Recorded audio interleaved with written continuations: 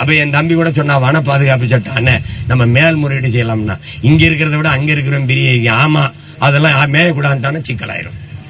நீதிமன்றம் சொல்லிச்சு. எந்த மன்றம் சொல்றது நான் கேட்க தயாரில்ல, எங்கள் மக்கள் மன்றம் சொல்றதா எங்களுக்கு முக்கியம். நீதிபதி சொல்லிட்டாருங்கிறான் 815 டாஸ்மாக் கடையில திறக்கலாம்னு நீதிபதி சொல்றாரு. ஏற்கிறியா எதிர்க்கிறியா? எதிர்க்கிறியா?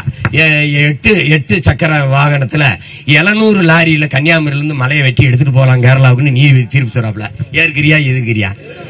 இது நீதியா? அப்ப அநீதிக்கு எதிராக புரட்சி செய்யறவன் நாங்க. அநீதியை அச்சங்கொள்ளாமல் துணிந்து எதிர்த்து போராடுகிறவன் எவனோ அவனே உண்மையான ஜிஹாத்.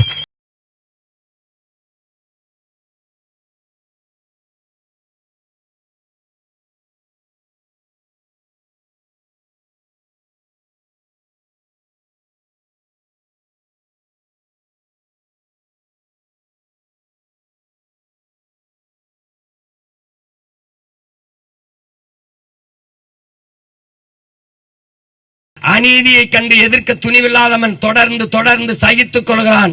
தொடர்ந்து சகித்துக் கொள்கிறவன் அடிமையாகிறான். நாம் அடிமையாக தயாராக இல்லை. அடிமை வாழ்வினும் உரிமை சாவு மேலானது நம் முன்னவர்கள் வைத்த முழக்கம். கிளர்ந்து எழுவோம். நம் உரிமை கல், நம் உணவு. விரும்பி உண்போம். எதை பற்றியும் கவலைப்படாத.